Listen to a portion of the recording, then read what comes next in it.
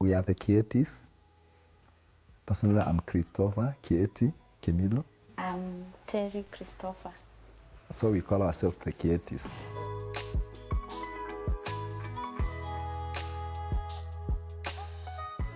It has been amazing, by the way, to see that. She has been one of the most amazing journey.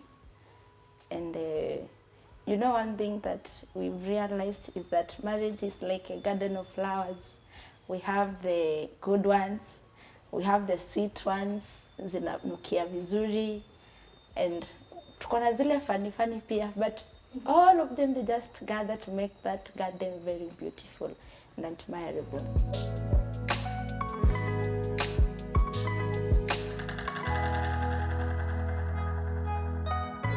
Yeah, so we met in our friend's wedding. I was a groomsman, she was a bride, and so yeah, she was a bridesmaid. And yeah, when we met there, we were able to catch up that day and knew each other. And then from there, I had to take her number from the WhatsApp group. Then we continually communicated. But in that day, after the wedding, we went for a photo shoot. It's when I asked her to take a selfie photo. And then from there, I knew it is a landmark. I knew she would look for me for that photo. No. I don't know if it was my assumption or it is all ladies, but I knew there's somebody she will remember. But I didn't, right? I did not. So yeah, we met, that was 2020 in December. It was in Machakos County. So we met, alinichosha. Mara nishikie maji, mara nilete pelekea yule. There is a friend of him alikuwa amekuja na yeye. So like pelekea yule rafiki yangu keki. Nimempelekea, nimekuja. Akakaribia, akakaa karibu na mimi. Time ya reception ya tukikula. So ananipea maji nimshikie, mara chakula, niko like, hey dude, si unanichosha.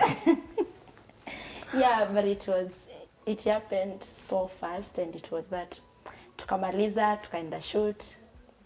After shoot ako like, lazima tupige picha na wewe. Mungu naye ni nani? Hiyo picha ya kwanza juu ikakuja ikachoma. And we are not even able to, hata sasa tukiangalia tunakaanga like, hata uwezi kujua vizuri kama ni sisi, but it is amazing. So that's how I think amesema alikuwa nafikiria nitamuitisha hiyo picha, but too bad that I didn't ask for it. Yeah, it happened that she never asked for that photo, but it became her best photo for that time. And to me, like, God, do not pass me by in this way. And I thank God because I knew there's something that might happen, and really it happened that day. We met and we knew each other, and then we started from there.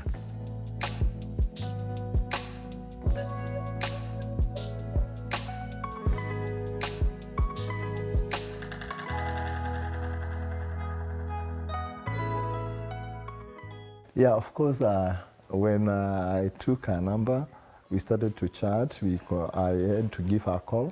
We communicated, we knew each other, and like I was asking her, you came from the side of the bride, and then I told her I came from the side of the groom. And from there, we were able to communicate, we were able to chat. We were able to know each other. The chat went on increasing, the communication went on increasing. We could talk and talk and talk. And then we reached a time that now we can meet and talk.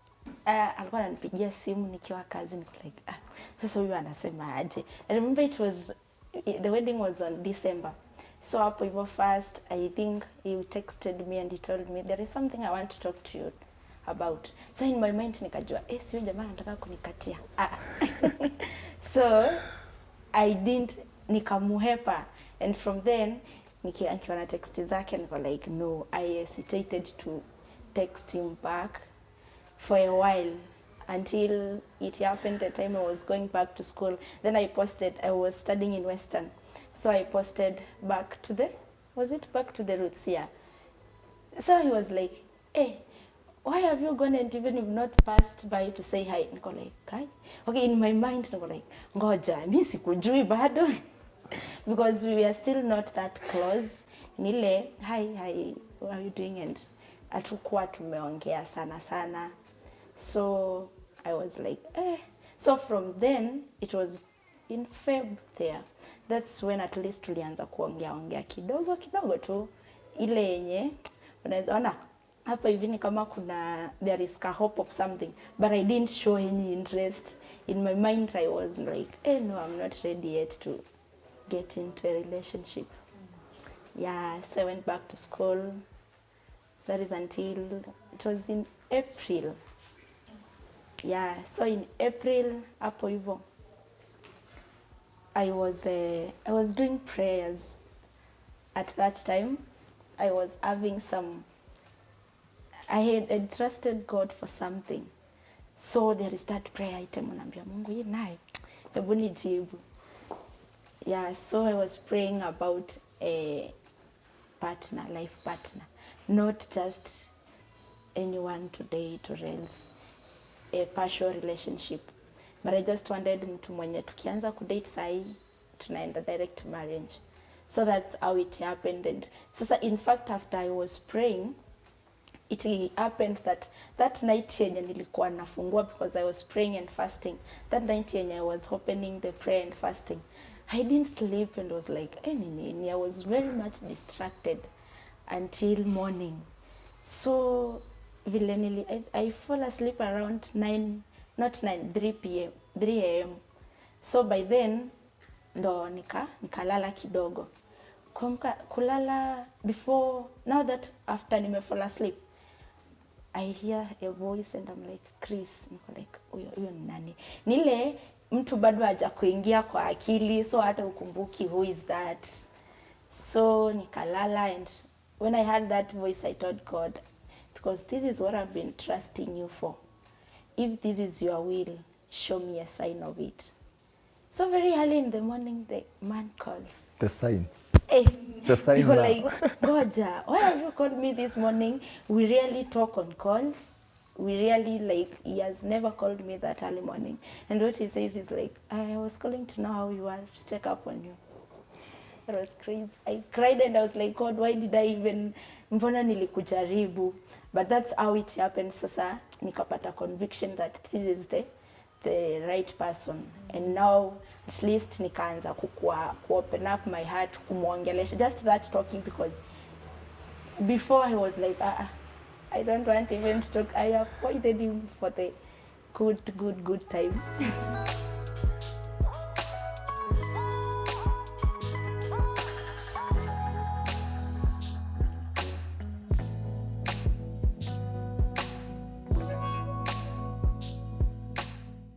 So tukakaa now talking, at least tukaanza kupata breakthrough ya kuongea, akaanza kuona hivi msichana ameanza kuniongelesha. He used to update me on his daily issues.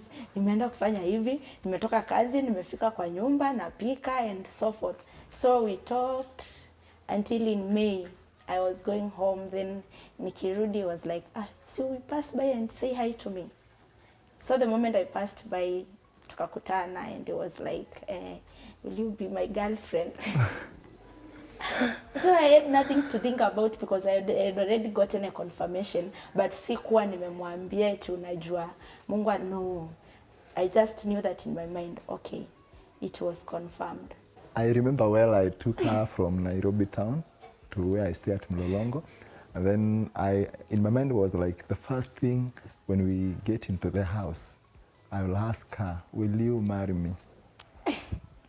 And so, because we had already talked, tuko tumeongea like nishatuma ishara zote. Nishatuma ishara zote.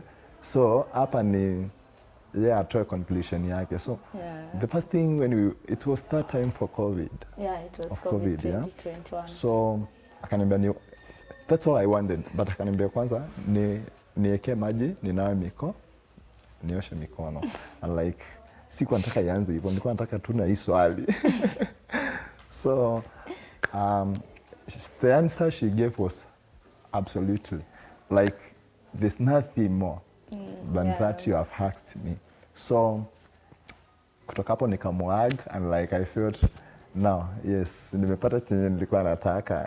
And then I remember it was 1st of May. I can never forget that day. It was an holiday.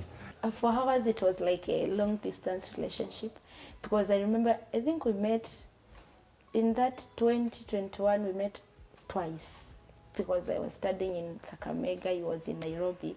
And for me, the only time I could come, it's only on holiday. So I come once, narudi. Na tunapatana stage. Yeah, tunapatana stage nikienda because I didn't want to entertain anything. So before we started dating, we sat down and tukasema, this is what we are going to do. We will set boundaries and everything. So tulikuwa tunajua kuna mahali hatuwezi pita. Tulikuwa tunajua there is somewhere yenye hatuwezi fika. So it was that very, very, very good relationship I did that I enjoyed because he never burdened me with anything. Tikushinda kunifuatilia, no. It was very awesome, but with back and forth, which they are very normal. Yeah, so we dated from now May hadi January 2022, right? 2022 hapo hivyo ndo tukakuja. So I was in a mission by the way, I remember in Eldoret. So he texted me and he was like, nimekuwa home and I have talked to my parents that I have told them that I'm going to get married this year. Hey, niko like, God, si nimemaliza tu shule hii mwaka. Hapana. Alafu, while I was in the mission ground, I heard something from the Lord and I was like, no, this is not the year that we are supposed to get married. So now I'm telling him, hapana, hatutaoana hii mwaka. Yeye hata hajaniuliza kwa nini. Jamaa akanyamaza. Akanyamaza, alinyamaza for around 2 weeks. After 2 weeks is now anakuja kuniuliza, "Mbona ulisema hatuoane this year?" Sasa vile nilimwambia, aliniambia, "Wewe fanya vile unataka." Kajua, oh, sawa. So after 2 weeks ndo anakuja kuniuliza, "Mbona ulisema hivyo?" Yeye nikamwambia hata siko tayari kuongea. So tukanyamaziana tena for a whole good year, yeah. Until Feb 2023. That is when tulianza kuongea. Like tulikuwa tunaongea but not ile ya you people are in touch a lot. We are not that much in touch. Ilikuwa tu ile ya hi ukoaje na nile tu umekaa hebu nimjulie hali bedhi because out there you are confessing that you are dating. Unarudi tu kwa akili unajiuliza bedhi na date nani? It is crazy like hapo hivyo nje nywana hata akikusimamisha unamwambia no I have someone. But deep down you know huyu mtu hata muongei, you are just mko tu. I was eager to marry in 2022. So I went in December holiday telling my parents that this year, 2022, I will be marrying. And so it happened that day that I informed her, nimeambia wazazi, tutaoana. Like, no, it's so soon. So it's later, she came to tell me she was in a mission. They were preaching at Eldoret, and then she had that voice. But to me, it was like, and I've already told my parents. I've already told my parents that we are going to marry in the year 2022. So the time we were talking, it was the day they had finished their mission on a Sunday. They were to go home on a Monday. And so my phone was almost going off. So immediately my phone went off. So I did not understand what she concluded. But to me, when I just chatted and texted her and told her that my phone is going off, because I knew immediately when the phone is going off, we are at home, there's no power, then maybe we will not be able to talk again that day. So after that day, I was like, you just made a decision to tell your parents. You never consulted me. And like, basi, fanya venye unataka. Like I had prepared her psychologically and like we are going to marry. But I never knew that she did not want to marry so soon after school. Yeah, so then after that, I had to come back in January. Then I went to my pastor. We were talking the things of our ministry with my reverend. And so it's when I told pastor, like, this year I want to marry, this year I want to go for more studies, and this year I'm building 3 things. And so he told me, these are 3 projects in 1 year. It will be so heavy for you. First, do not marry this year. Pastor told me, so like there's a communication, there's a voice I can now hear, I can listen and understand the meaning of that voice. That surely even God himself is not for this marriage this year. But I could not tell her, I could not tell my pastor, because I did not want her to know that it is confirmed. It is confirmed that we are not going to marry this year. And like, oh, it was so hard for me. Maybe hata birthday yetu ya hiyo mwaka hatu celebrate. Oh yeah, we share birthday the same day. 22nd of July.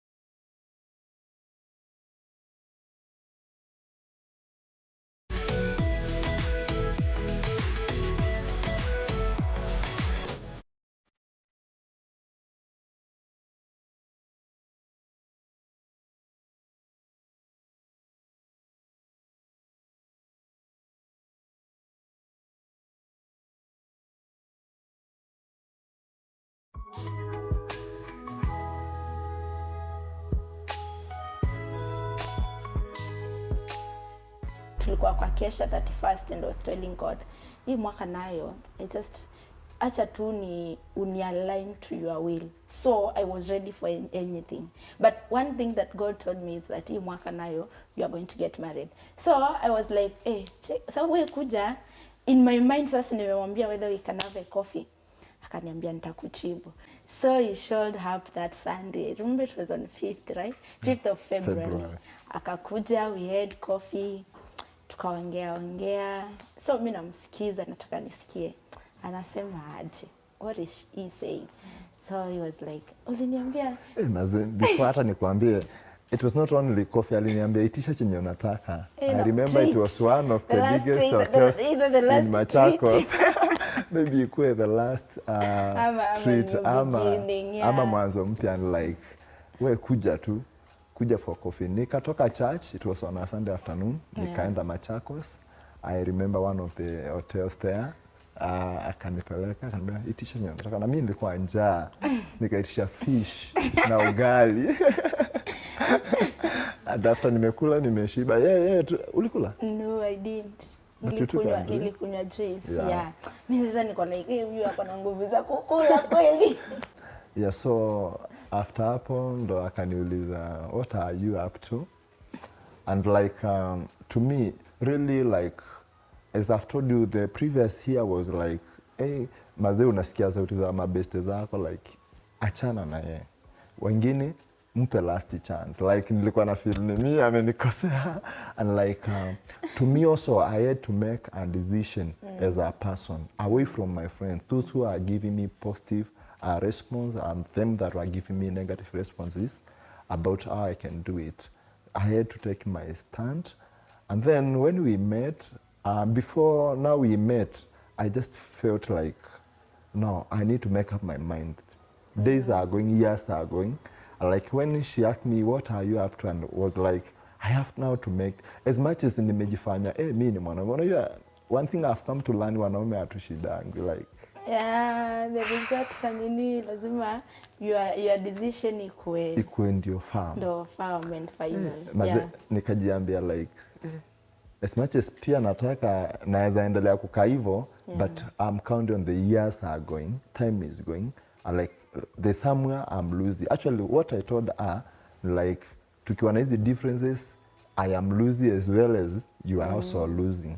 And so from that moment and that minute, we made up our mind turudiane na maisha ikuwe poa. As simple as that, turudiane, maisha yetu ikuwe poa. And I remember did we talk about wedding date the same day? No.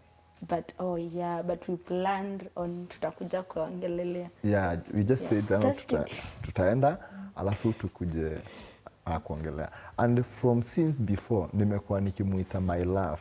Actually even today tumesave, mimi nimemsave my love. That's how I call her. So from that moment, my love, umefika kwa nyumba. Sasa tumeachana, tumepiga picha hapo kwa hoteli nje na akanipeleka hapo stage, nikachukua magari, nikapanda. Akarudi. Juu alikuwa anaishi Machakos by then.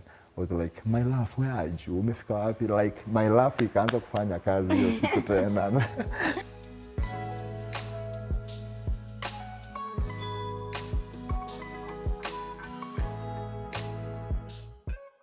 The first thing that we did, we set our wedding date.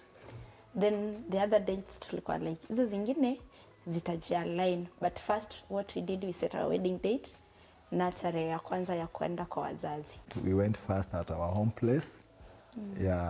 I remember well, it was on a Monday. It was an Easter Monday. I had come from Bomet County for a mission. Then on that Monday we were to go home. So we drove home to Makueni. We met at Machakos Junction because she stayed at Machakos. I had already informed our parents, my parents, that I'm coming with a lady that I want to marry. And then we drove to Makueni. We found our parents there waiting for us. They were so happy, like, hey, our last born has brought her lady. And like, they were so happy.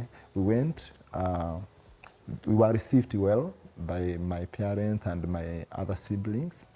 And so, they welcomed us. Acha nifike sauti ipote. Nakumbuka sauti ilipoteanga and I wasn't able to talk sana. So I really felt embarrassed. Kwa in-laws, it's your first time, then sauti hauna, imepotea, so you're just whispering. It was crazy. Yeah. But she was able to just speak, and I could also tell them more details about her. And then we had some photos there with our parents. After all that, they were so happy, and like, this is a bold step you have taken to start a family, and we want to promise you we are going to support you. That is from my father. And so again, they also now send us to the side of the bride, to the other side of the parents. So we prepared, we went home. It was in May. Tukafika nyumbani. They received us very well. We were with a few friends of ours. So we were around five of us. So tumefika nyumbani. Acha baba. So we had one person, alikuwa driver. So me, I don't know why my dad spotted him na akampenda. So my dad akamchukua, akampeleka, akamwonyesha huko kote. Ameacha son-in-law to be kwa nini? Kwa room. Kwa room, anaonyesha mtu mwingine where to be, as in everywhere. This is the place and this is the huko ndo huko. Tukamaliza. We tukienda, tukirudi. Nimekasirikiwa kwa gari. Like, I know you felt embarrassed, but it was just funny because it just happened so quickly, and like, okay, tukarudi kwa gari, so I have to. But this is ulikuwa karibu kugive up. What was happening? I had not to talk to him. Relax. So unajua sasa, when you go to the in-laws, lazima tu kunako kanini ka pressure utapigwa na ka character development. So I think that was his portion that day. Yeah, of course. When we were doing introduction first, his dad spotted me, like, I saw this face somewhere. And so because there was a wedding for his brother, the year 2021, I had attended, and then they had made myself an interpreter. Because it was here in Nairobi, I was so interpreting the preacher who was officiating the wedding. So Daddy was like, I have seen you. But now after that, he just went out with our driver. I'm like, that driver was so important to him because I understood the language that he was trying to pass. And so they came back inside, and like, the driver is telling me, oh, yeah, you'll sort out the issues that are necessary to be sorted this day, because you cannot go for introduction empty-handed, let me say. And so like, Daddy was like, hii kitu ishakuwa, ninyi tunawangoja sasa. But I could not have, by then I had not understood the way we can relate with them. So like I was embarrassed and like, how can this happen for me being the first day? Yeah. Like I just felt like I wanted to be received well. I just thought But that it was well, I was really, received you well. didn't Like expect. I never expected negative side of it. But Dad accepted. He accepted us to continue. We have a wonderful mommy that also wished us well together with our dad. And so we went back on the car. In the car, I was silent. Like, I just felt the day was so heavy for me. But when we were going back home, we stopped somewhere. There's a viewpoint in Makueni. Now we had to take photos there. And then the guys were like, relax, mazee, hii kitu kwaga hivyo.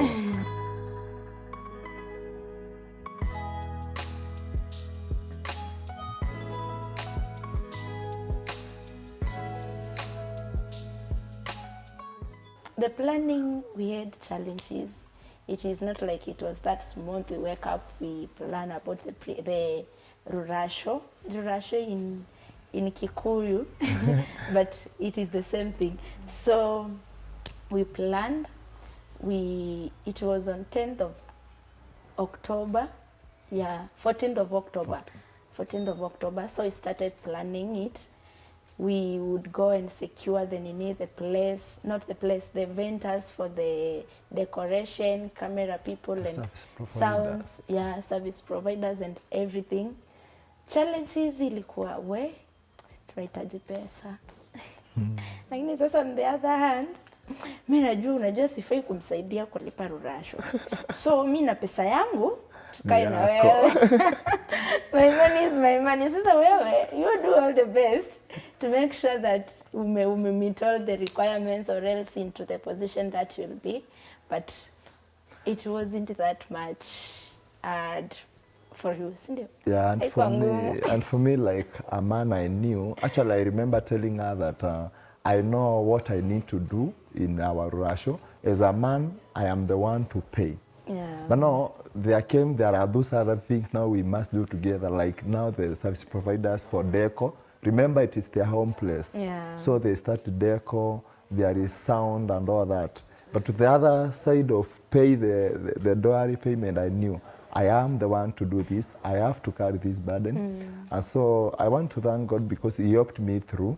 And we had to plan. We did an excellent ratio that even I think the people from that place, they say they have never seen another one like that. Yeah. And one thing I just said from me is that because I know she has some money from her side, let her do the things that are for her herself alone.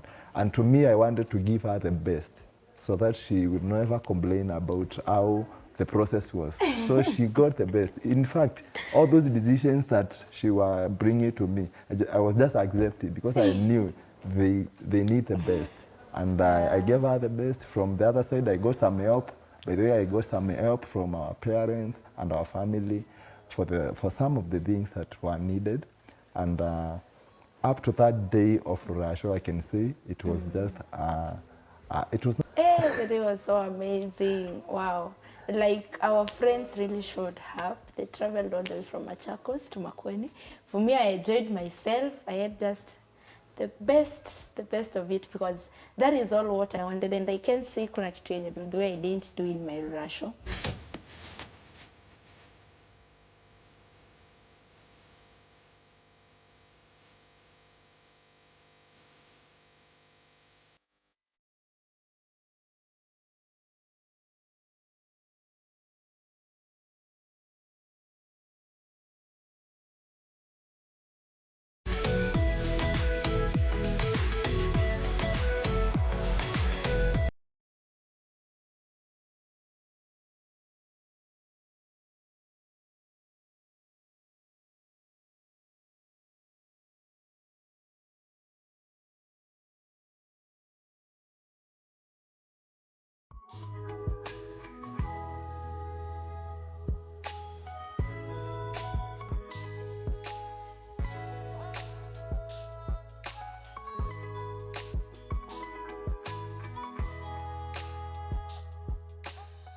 Okay, about planning of the wedding, you know, now the rural show was close to the wedding. It was just a month too, so we were planning both of them.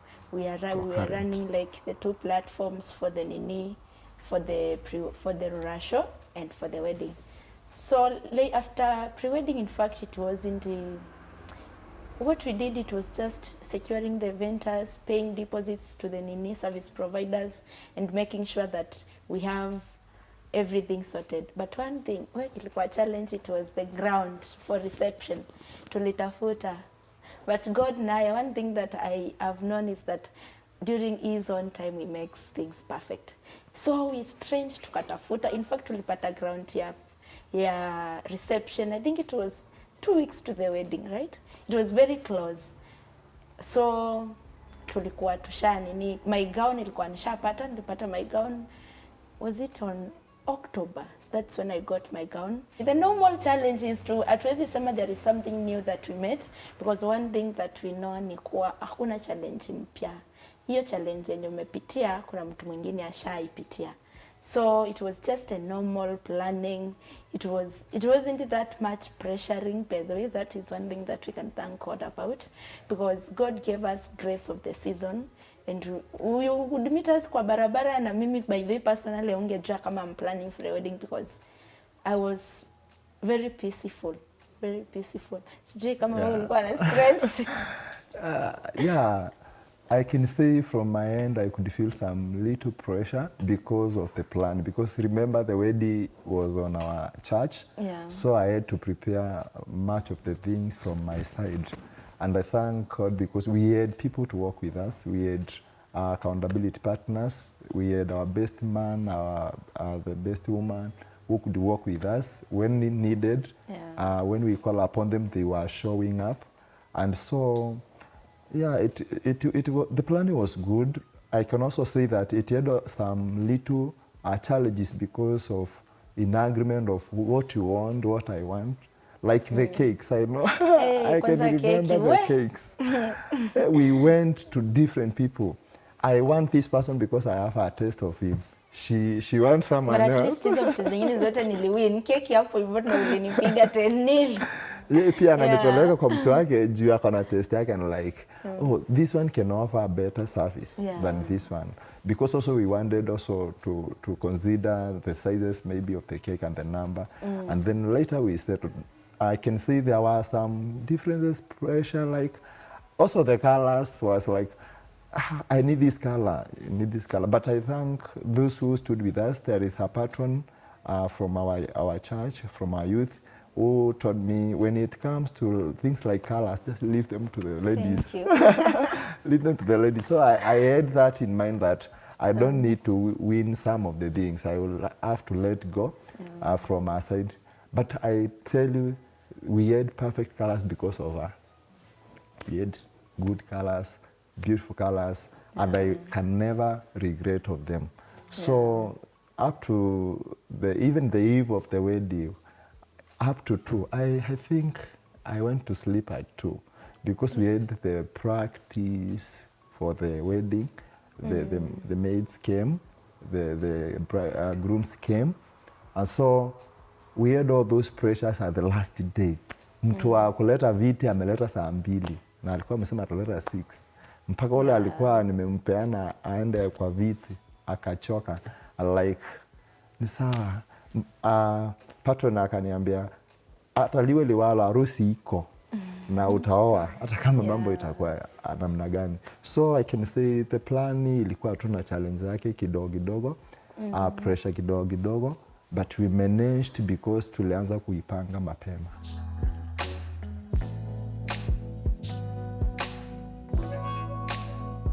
We woke up, it was around 3 with my ladies. We had agreed that we are going to have a devotion that morning. So we woke up, had a devotion for an hour, then we started preparing ourselves. Like in an hour's time I was ready, but I don't know what happened. We ended up like being late for the wedding. But one thing I knew, maybe that kept us, it is because that we were waiting for my parents to come to where I was. But something happened to kwa barabara. They didn't wakafika church, but they hawaku manage kufika to the place mapema. So the day was so amazing, and I wore my gown and I was like, wow, that is pretty what I really wanted. And but it had a lot of tension. Thank God I didn't cry. It was so emotional. You are like, oh, it is happening. But now ilianza kuni hit that manzo, unajua umeolewa saa 10 hapo hivyo, after tumetoka photoshoot, sasa tumeenda reception, ndio tunakaa niko like kumbe mimi ni bibi ya mwenyewe. So by the transition, sasa hapo hivyo ndo nilianza kufikiria I have gotten married, so I should be now prepared for the transition and everything and the journey of being someone's wife. But God gave us grace. We had a very beautiful and amazing day. Our friends, our families came, our pastors' friends also came, and we enjoyed the day very well. If I can consider, I can say marriage has been good so far for those 7-8 months. But it has its own challenges. Yeah, I cannot deny that there are no challenges. Like before, when we just married, you know, they start to know each other.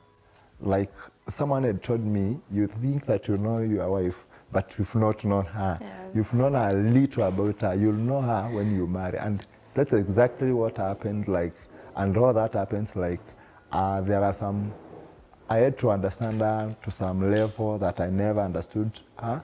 Naweza sema tulikuwa na premarital counseling zenye zilitusaidia, because tuliambiwa zile vitu mnadhani kubwa ati mnaenda kupitana, sio hizo, ni vitu tudogo. Na mtu mmoja akasema, kwa nini hii kitu imewekwa hapa? Na mimi nikakuja nikaiweka hapa. Akaniambia, mnaweza kosania wife kutoa hapa kurudisha hapa. Unamuuliza kwa nini mimi ninaiweka hapa? Naitoa hapa naiweka hapa, na yeye anaitoa hapa anaiweka hapa. Like unadhania ni kitu kubwa yenye inafanya mkosane, but kitu kadogo tu ndo kanaweza fanya mkosane. Na for sure hizo vitu kidogo nimeona like tunaweza disagree. And after umekaa hivi ukafikiria ukapata ni nini shida tulikuwa tunapitania ati kutoa hiki kikombe hapa kuweka hapa, like unapata tu ni kitu kadogo. But naweza sema imekuwa a journey that is so lovely. Ya hizo miezi 7, miezi 8, I can say I have felt I'm complete with her. Like kuna vitu nisingefanya peke yangu. Nimefeel yeye ni responsibility yangu, na ameni challenge kwenye sikuwa naona napaswa kufanya hivi. We live more of friends than a husband and wife. Like tufanye hivi, hata niambia wewe ndo bibi enda ufanye hivyo, no. We agree we are doing this, tunachangamka. Tunafanya sisi wote. If it is cooking, tunachangamka sisi wote. Hakuna wewe ndo bibi sasa wewe enda upike, hapana. We do it together, tunamaliza, we eat together, tunalala. So is just that gentleman. Me, I would say that every woman would want to have, for real, because the positive sides overrule the negative. Unajua hizo, there is we say that there is no man who is perfect, no person is perfect. But when we weigh about the two sides, the positive sides really reign. Yeah.